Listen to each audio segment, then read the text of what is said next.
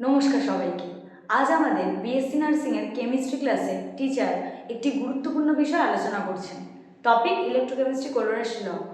চলুন দেখে নিই ক্লাসের একটি ছোট্ট ডেমো। বলি ধর capital infinity M of electrolyte, capital infinity M of electrolyte, এটা মানে কি দাঁড়াচ্ছে সবাই লেখা আছে। Capital infinity M of electrolyte এটা কি করে বানাবে?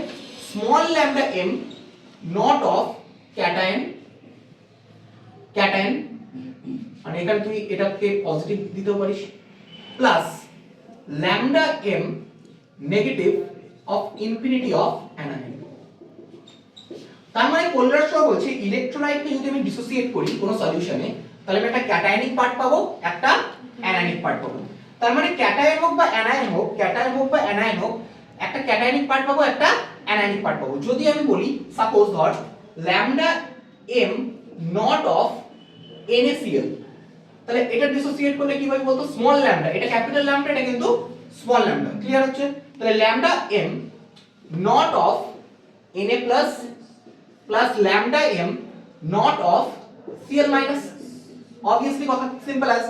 আমি যদি বলি আজকে lambda M naught of Al2SO4 whole 3 suppose, তাহলে প্রবলেম।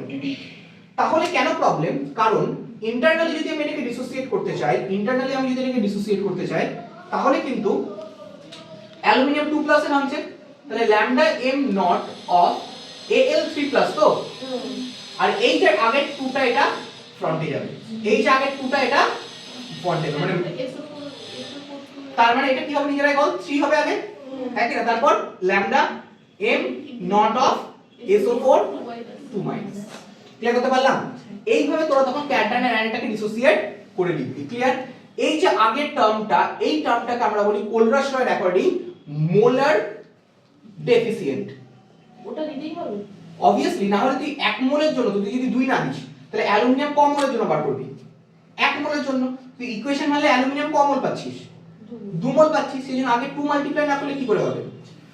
তুই ভাব না, তুই ছোটবেলায় কি রকম ভাবে আমরা ব্যালেন্স করতাম, যে এরকম কোন সাবস্টেন্স দিয়ে দিল, তুই ব্যালেন্স করার জন্য উল্টো দিকে অ্যালুমিনিয়াম আগে কত অ্যাড করবি? 2 অ্যাড করতিস, তবে তো দু সাইড ব্যালেন্স হতো।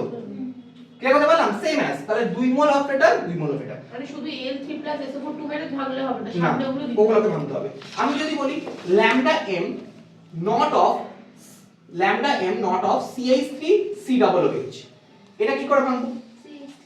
তাহলে very good, lambda M naught of CH3C+- plus lambda M naught of H+। Clear করতে পারলাম? তার মানে ডিসোসিয়েট দেখ, এটা কি উইক তো, আর মনে আছে উইকের জন্য কিন্তু আমরা এটা পাচ্ছিলাম না, কিন্তু কোলরাস ল এর অ্যাকর্ডিং কিন্তু আমি এটা পেয়ে গেলাম। ক্লিয়ার? বুঝে মাথায়?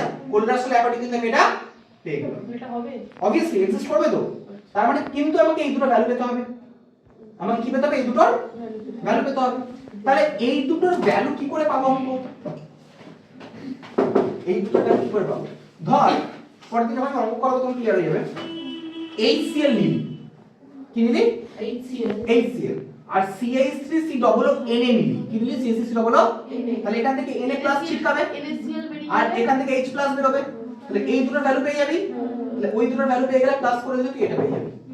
ক্লিয়ার করতে পারলাম? মানে সেক্ষেত্রে আমাদের মাইনাস প্লাস করে দেখে নিতে হবে কোনটাই হচ্ছে, কাটাকুটি করে দেখে নিতে হবে, সেটা আমরা করাবো নেক্সট অঙ্ক। ক্লিয়ার করতে পারলাম? তাহলে কোলরাস ল কিসের জন্য অ্যাপ্লিকেশন হচ্ছে? যদি তোকে কোশ্চেন করে কোলরাস ল আমরা কিসের জন্য অ্যাপ্লাই করছি, কোলরাস ল আমরা অ্যাপ্লাই করছি due to the migration of ions, limiting migration of ions due to the weak electrolyte.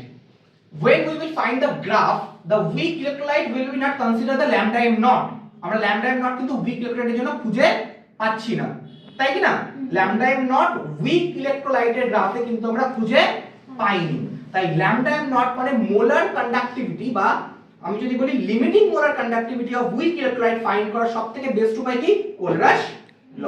আরেকটা উপায় হয়, সেটা হচ্ছে ফ্যারাডেজ ল, বাট তোদের ফ্যারাডেজ ল কিন্তু সিলেবাসে নেই। তোরা ফ্যারাডেজ ল মনে হয় পড়েছিস, ZIT না, তাই না? W2/W1 = M2/M1, তাই না? তোরা ওটা ছায়া দাও পড়েছিস, ফ্যারাডেজ ল কিন্তু তোদের আউট অফ সিলেবাস আছে।